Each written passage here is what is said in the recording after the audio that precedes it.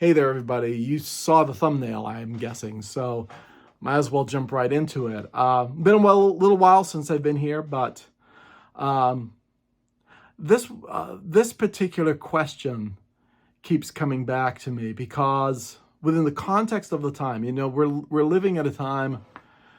Jesus, I'd say it's the elephant in the room, but there are 5,000 elephants in the room. Which elephant do you want to pick? But maybe the biggest one, and maybe the most unusual one, is when people start having the AI conversation. Because it seems to me, in a time where we can agree on nothing, where there is no common sense of truth, sense of reality, we no longer can believe photography, which used to be a gold standard of we have it, it's known. You can't believe a recording. Everything can be manipulated. So all the things that were ironclad, able to give you truth, no longer can. So, there's a lot of our own technology is now, which was a thing helping to create a common truth, now is gotten to such a point where it now has destroyed it. You can't buy into the press because even the press is all over the place and not even sure whether they're supposed to tell you news or they're just supposed to be titillating you to get more clicks or more viewership. So it's right. People are all over the place, and in that situation, there seems to be a degree of uniformity.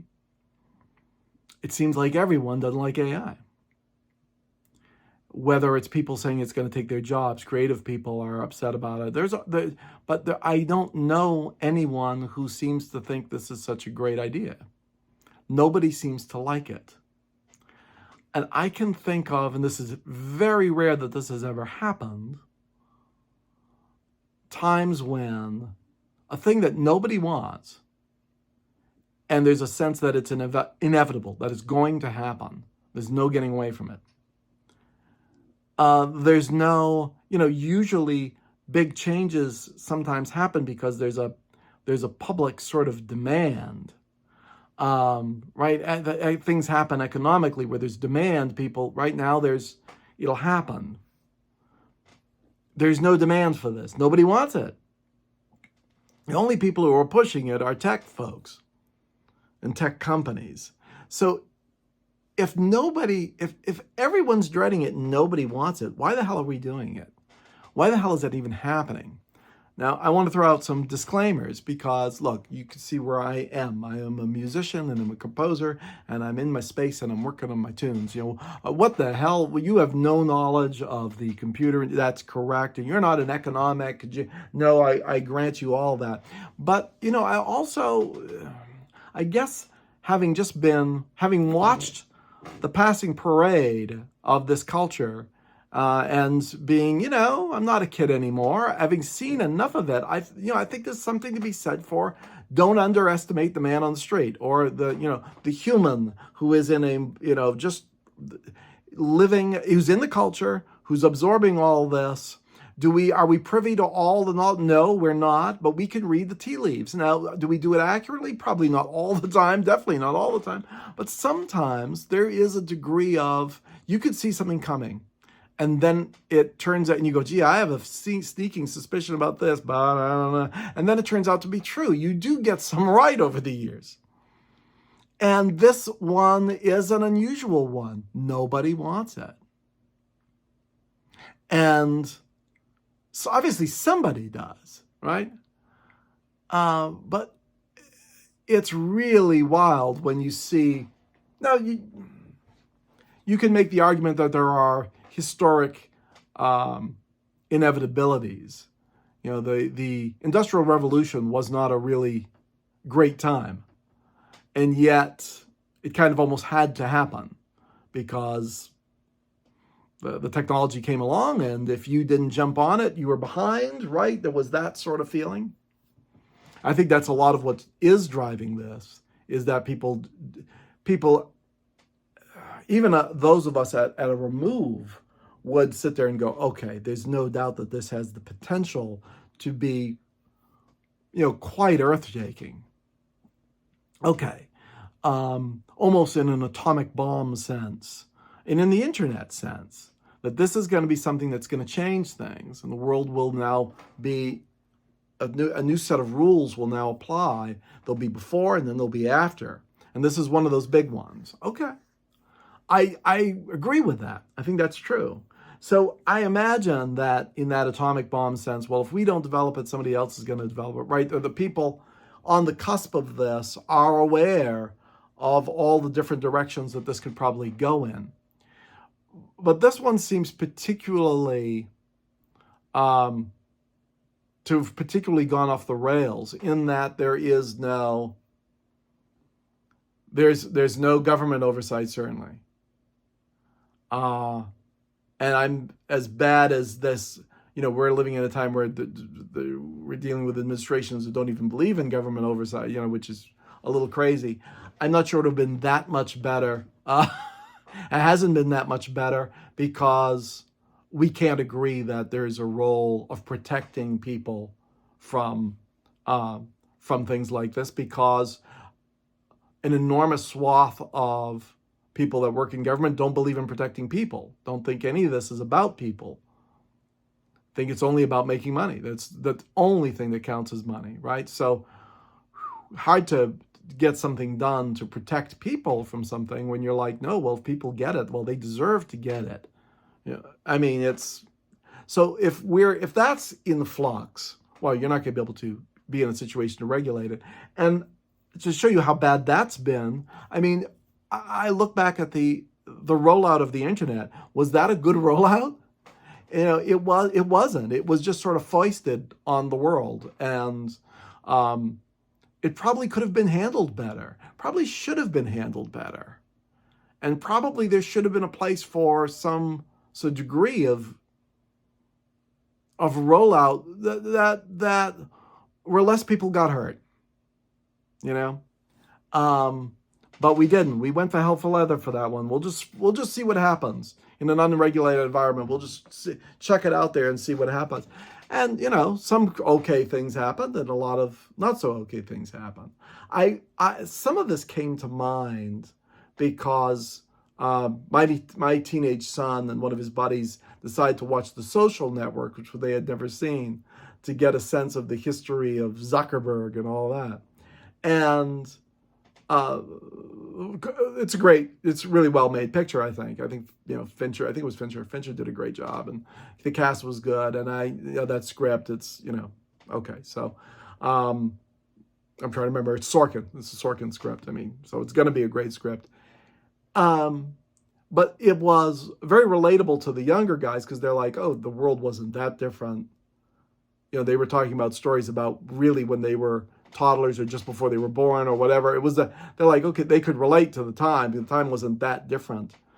And they're like, oh, that's who these guys were. And I think it's fairly accurate about that. The tech crowd has, I think a lot of people thought, oh, these guys, if they're that bright and all that goes with it, I think a lot of people on the left, Democrats certainly, were like, oh, they're our friends. They're with us. They're doing this for the betterment of humans. And as we've come to realize that was never even remotely on their mind. They could care less about humans. This was for the betterment of themselves, but also for control. I've always had a sense that crowd, and again, I'm spitballing here. It's just a guy with an opinion, right? And I think this is the opinion that a lot of folks share, that it seems, it's always amazing to me that guys, whether it's Zuck or Musk or Dorsey, who started Twitter, some of the most unsocial people who've ever lived, so it seems, are the ones creating the social networks, right? There's an irony there that's inescapable. So, and I don't think those guys think very highly of humans. They can't stand humans. They're angry at humans. And those are the guys in charge. And I think there's a degree of them being upset. I think there's a degree on some level, those guys hate the fact that they were never necessarily socially popular or apt. And I think that's a crowd with a lot of deep-seated anger. They are nobody's friends. They are not the friends of the right and not friends of the left. They're on the friends of whoever's going to help them out for the next 5 minutes. These aren't good guys. They're the guys that try. I mean, Sam Altman, hard to, I don't know how much of that is reality and how much of that is just a snake oil. I think there's some of that with that guy. He's obviously incredibly bright. But intelligence without integrity, without a fiber of wanting to do anything for what we might even remotely consider the right reasons, and they could care less if this thing runs amok and is a disaster. They'll survive it. They don't really care. They could care less, and so I think the argument is, well, we've got to develop it, and you've got to let us develop them because we're the only guys who know. And so they've kind of got everybody. Government doesn't know what the hell it's doing, and even if it did know what it was doing, it would be too intimidated to touch it, even though it's in danger too. So yeah, I think this is a thing that, again, nobody wants, but and that should be part of your equation, I guess, when assessing all this. Sitting there going, well, wait a minute. Nobody wants it, but we're going to do it anyway, whether you like it or not. Yeah. That's, again, I think that's very rare. How often does that happen? And I'm not saying I know the reason, because I'm like I say, I'm speculating, but I think it's a good question to be asking, and I think it's, all of us may come up with different answers, maybe far better answers than I. I'm not saying I have an answer, honestly, but the fact that is happening at all, that it's universally sort of reviled, it's seen as dangerous, and seen as, well, because you wouldn't. They didn't create the atomic bomb and just put the plans out. Now, obviously, it got leaked, and military secrets are the least secret of all, right? So, okay, so things got out there, and okay, and other people were going to figure it out anyhow. Okay, but they at least attempted, to keep that stuff under control, because it's not something that needed to be out there for everybody. And with this, there's I think that's what's so scary about it, is the fact that the very people who should have the wherewithal, the smarts to say, ooh, maybe we should put the brakes on here, they don't have that capacity. They would never put the brakes on anything. They don't care. They just don't care. If there are terrible consequences of this, I'm not expecting that, but there are more unintended consequences when the planning is worse. And the planning here is non-existent. And the power of the thing we're talking about could be extreme. That's a perfect storm. That's really bad. So none of us want it. In a country where we can agree on nothing, we can agree that nobody wants it. And this would be also of every socioeconomic group. The only guys who want it, the only guys who really desire it, who see anything in it. I'm not even sure the argument is, well, we're going to figure out this is going to have the ability to cure disease and give us a world without want. Yes, okay.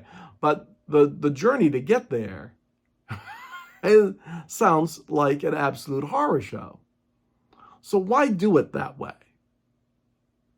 Why accept as an inevitability, as the price of doing business, that, well, we're going to ruin industries and economies, and there are going to be revolutions and world wars. Oh, but that's okay, because this thing had to happen. It does? I don't know. I had another interesting thought the other day. You decide whether it's an interesting thought. I had a thought. Later, I found it interesting. Maybe that's a better way of putting it. There was, if you may recall, there was a reboot of the old TV show Battlestar Galactica in the early 2000s. It was a really well done show, but one of the things they did there is the enemy was uh, essentially AI. It was robots and right, an artificial form of life. And the only way the humans are destroyed, and of course there's one military spaceship that survives, and it's the only one that survives is because it's really old, which that doesn't make any sense, but it's the only one that doesn't have any networked computers on it, so it can't be hacked. Everything is old school, and that was a neat twist, and that's I think it was Ron Moore who wrote all that stuff. But it was they were thinking, someone was thinking those kind of ideas, 20, 25 years ago about, if this is the direction this keeps going in, won't it be necessary to not be dealing with networked computers? That the more you're off all of that, the better.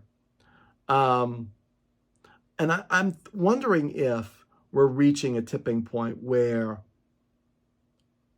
and it's going to have to happen with just regular folks, that there's going to be some point where people push back. There's a lot of pendulums that you would think might be starting to go the other way.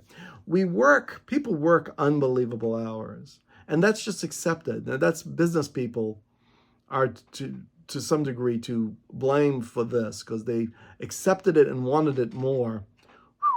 Is, no one can make a vacation, and no one can, right, on the executive level, all they do is work, and there's no private life. And if they're blown away by folks in Europe, for instance, who have long vacations, and by laws that exist there where after work they can't get a hold of you because you're supposed to have time off, right? Will there be a push in that direction in the US where people say, this is ridiculous? Will there be a push for saying, instead of the only thing that matters is money and business, maybe what matters is people? That maybe government has a purpose, and the only purpose government really has is to protect people from things that are otherwise predatory, meaning business, very often. And with that, will there be a sense of, I don't want to be as connected, and I see I take it that that's part of the world, but I'm going to back off from a little bit for my own protection. Will there be a sense of that the social media thing having gone as far as it's gone, and now we're getting to a point where people have no attention span because it's, the dopamine of watching short videos, and kids are having trouble reading, and kids who can't sit through a movie. And okay, is there going to be a pushback towards attention, things that require your attention, maybe even reading? However you want to define that, but the taking in of information. I remember having an interesting conversation about the nature of reading, only meaning that the fact that it is a solitary sort of experience where there's a lot of ways to do it, right? And there are people who do audiobooks, and I think there was a as I recall, there was a scientific the tests were done where whether people were reading by reading, or whether they were listening to an audiobook, the same part of the brain was activated, and they were having the same thing was happening. You were taking in the information. Which is, when you think about it, that's what happens at college. There's a lot of reading, but you also go to lectures and they're telling you the information. You're still ingesting the information. Reading is separate, and I think there's something to be said for that. But again, the idea of taking more time to be able to slow down, stop, if there's going to be a trend away from everything's going to be instantaneous. And I think that's possible. But the AI thing, we will see. I'm very curious to see if, I've heard this one, but I don't think it's true, but I've heard it postulated. What if in 5 years from now, it's not, or it never becomes what it's being hyped to potentially be? What if it doesn't happen? What if all that was just salesmanship? I don't think that's true. I think there's a there. I think there's a real thing. I think there's a real danger. I do. But you kind of have to consider all the possibilities, right? So I want to leave you with just the question for you to sort out for yourself is, why?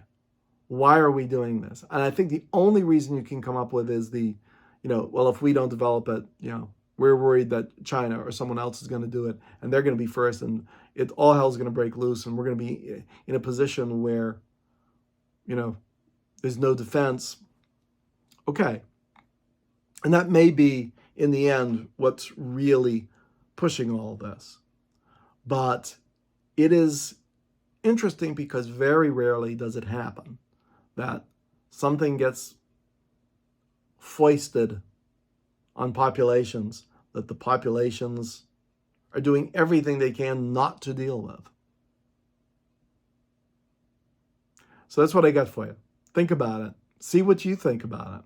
Maybe, I think you've got to at least say, yeah, that's unusual. This is really weird.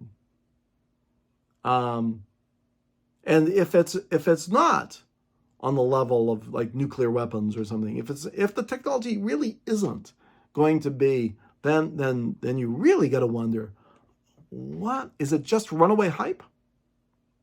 No one knows what to believe, so. But the unregulated nature of all this, I think that's the most dangerous part, because there's probably things, if we had functioning systems that could protect people from,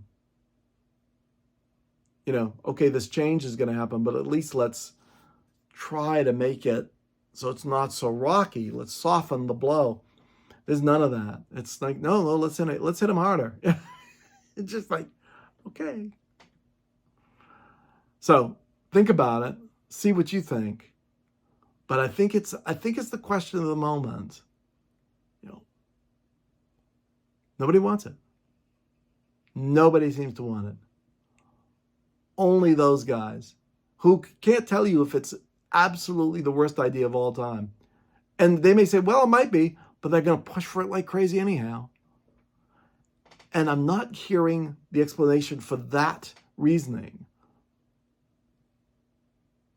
What's the reason? We've got to get there first? Is that it? All right, guys, that's all I got for you.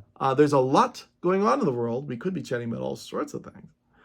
But in the midst of all that, that's the one that kept hitting me lately. Look, I love silicon. And I've loved computers. And I love good tools. But what this could be, and again, nobody wants it? What the hell is going on?